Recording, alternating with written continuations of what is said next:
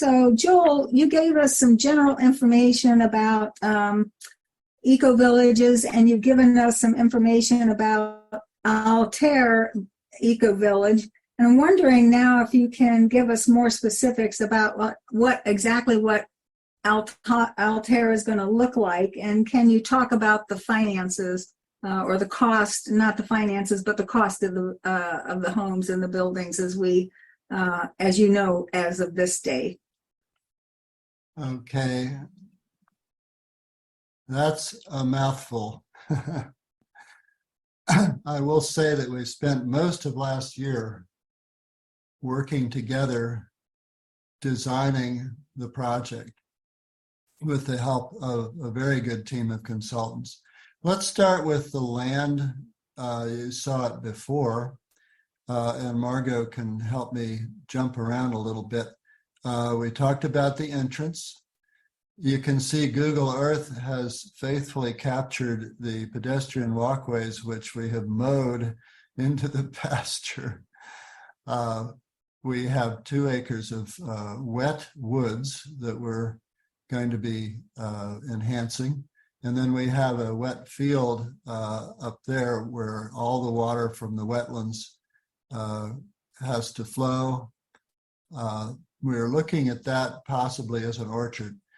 Both of those areas, the woods in that lot, count as open space. The site slopes about 2% from the west. See where from the east. You see where that north arrow is. That's the top of the site, and then it flows down about 2%. And I should point out that we are going to do as little to disturb that as possible. 2% is very much something we can work with, both from a point of view of accessibility and also water runoff. We will be required to buffer the properties. Margot, you can show the residential along there. We already have a row of, unfortunately, non-native Norway maples and ginkgos. Not along there. No, that is not required to be buffered, and not along there either. But around the entrance and so on, all of that has to be buffered per the ordinance. When I say buffered, we're talking about native plants that are at various heights and so on. Next slide. So I described a little bit about the progress last year. The first thing we did was we built a model. You can see the topography with the cutouts. I haven't done that since architecture school. It was a lot of fun with some interns. And then we did a lot of cutouts and with trees and houses. Here we are working with our community, an all-day workshop. We had done several surveys of people, and we also had 2 or 3 workshops with several breakout rooms and so on. There's a lot that went into this model that you can see. Next slide. So at the end of the day, here's what the model looked like. And again, Margot helped me. We have the entrance. The fire marshal and the site engineer of the township has allowed a boulevard. Most developments require 2 ways in or out. We're allowed to have a boulevard, which is great because we can leave the neighbors alone in the upper right-hand corner there. The fire marshal also wanted to be able to fight the fire all the way around, but that is a pervious strip, and you won't really see it. It will be stabilized. The pedestrian walkway, you can see clearly diagrammatically through the site with the clusters of buildings. There's the community garden with the greenhouse there shown, the community green next to the common house. If you'll move the arrow a little bit, yeah. And then we have the solar carports. All of the cars are consolidated along one, unfortunately has to be impervious there. We have about 25% impervious allowed, and we're just about hitting it. We have, the ordinance requires, I believe 40 or 50% of open space. We're going to exceed that a great deal. And we're also going to exceed the pervious paving allotment. The township was a little skittish with pervious paving because who's going to maintain it? Well, we are, and they believe us. So next slide. So hardlining this after the charrette, I use the word charrette. It's another word for design workshop, familiar with architecture schools. It's from the French. It means cart, and you put your drawings on the cart and it goes down the hall to the room. If you're not on the cart, you don't pass. That's the origin of charrette. Margot, again, help out. The dark areas show that the impervious paving, the boulevard and the driveway, there's a drop off to the common house. We expanded some of the parking there to the east of the common house. Some of our residents wanted to be closer. We also made all the buildings uniform, which allows for some cost savings. And we also put the footprint of the common house.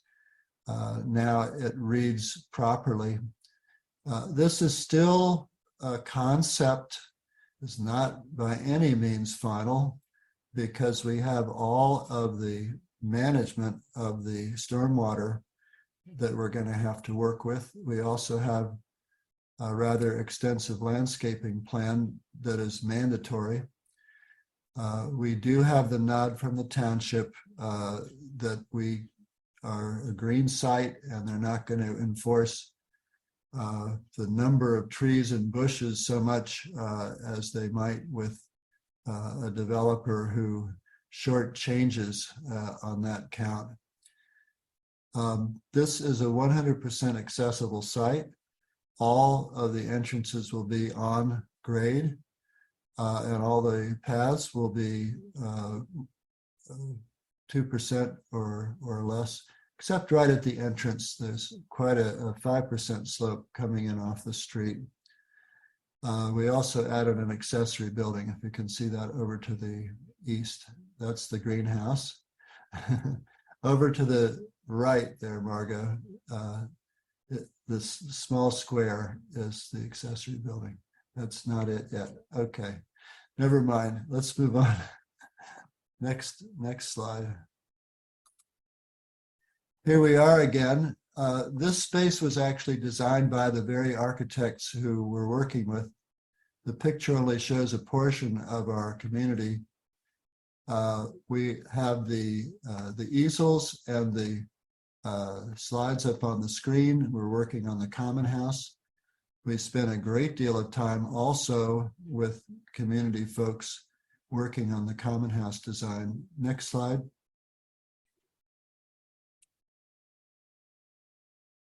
Next slide, Margaret. This is the main floor. The entrance is on the lower right. And after you hang up your coat and get your mail, if you want to go up and down, there's a 3-stop elevator. There's an extensive corridor with library and seating areas. We also have the offices and meeting rooms over to the left there. The main feature, of course, is the great room, which is a large space that seats. This is shown with 60 people seated. There's also an alcove that can be closed off, and there's a commercial kitchen shown on the right. There's also the deck that on the left that overlooks the green. Downstairs are the craft and exercise spaces, or whatever else people would like. Upstairs, we have the guest rooms. Let's take a look at what it looks like in 3 dimensions. And this was a lot of fun too. I haven't done this since architecture school. It's just to build a model so everybody can see it. And it comes completely apart, so you can go floor by floor. Here you can clearly see an overlook over the entrance on the right, a kind of deck. Then you have this, the tower, which is the stairwell and elevator. You can also see the relationship to the common green, which is to the left. There's a deck overlooking, but there's also a lower space. We're imagining performance, theater, craft, all kinds of things going on, indoor, outdoor here. We might even be able to do the bike storage underneath the deck there. We're looking at some options. A lot of communities have very extensive bike storage and repair facilities. So the accessory building, of course, could be wood shops, and we also have the greenhouse for planting and garden equipment. Let's move on to the design of the homes. And again, we spent 2 or 3 full weekend sessions working with the architects. This shows the extent to which our interns have helped. All of those bubbles you see with the comments are accurate recordings of what members said they wanted to do in the spaces. I don't expect you to read them. It's just a wonderful slide showing the interaction between the consultants, the interns, and the members. Next slide. The next slide shows the facades of one of the clusters. This actually has 5 homes within it. On the top drawing, you have the duplex, which is actually 2 homes. One is below, and then there's a separate entrance that takes you above. Which would you like to live in? In Denmark, the elders take the upstairs so they don't have kids running around, and it keeps them lively and they get their steps in. The kids just open the doors and are immediately outdoors. There are 2. Joel, just time check. It's a little after 8 o'clock and you have 2 minutes and 25 seconds. Well, I'm on track. I think I can Okay. do it. Go for it. Yep. So we're seeing, these are the front porches. If you look at the next slide, this will help visualize, and it's in the same orientation that you just saw the clusters. So there's the duplex with an overhanging deck. You have in the foreground an end unit, which is a 2-story with an atrium, and then you have the interior townhouses.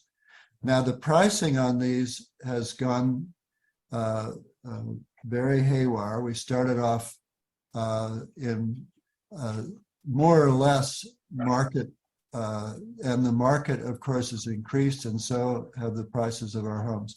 So right now, a single flat of a duplex has peaked over 400,000. That's the least expensive option. The townhouses have peaked now at 600,000. And the end unit is more like 650, but we are probably not going to literally build until the market comes down, and we've got a great deal of work to do with our construction manager to refine the costs, bid them, see where the market is at. There's a lot of give and take with that. Mortgage rates are now up around 7%. And everybody's bearing the brunt of this. I'd like to say that this project is going to come in at market, and if you look at the cost of the homes in our township, it is right in there. But look how much more you get. I mean, you're not only paying for the cost of your home, but the percentage of the common areas. You have the guest rooms in the common house, so you're downsizing to begin with. So that's sort of the story. I'll be glad to provide more information. We have a very extensive project management program that shows all of the costs, the soft costs and the hard costs that we've just developed. And, it's a work in progress. Anyway, that's sort of where we are. Please put your questions in the chat. I know this is a lot to take in at once.